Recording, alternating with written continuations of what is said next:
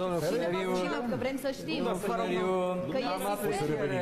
Că am apreciere pentru dumneavoastră ca om de știință, ca om implicat în societate. Totuși, nu cred că trebuie să dăm așa de multă importanță candidaturii dumneavoastră. Ce urât.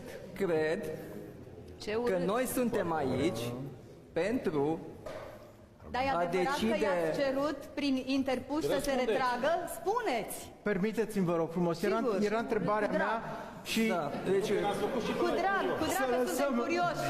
când o să am nevoie de ajutor o să-l cer. Suntem curioși. Da. Vă rog, domnule Nicu Șordan. în mod realist, există Dar 4 România oameni parcă care... era onestă și nu Da. mințea, domnule Nicu Șordan. În mod Doamna realist, Șan- există 4 oameni care pot să ocupe această funcție. Trebuie să trăim în realitate. Aceștia sunt domnul Simion, domnul Antonescu, domnul Ponta și subsemnatul.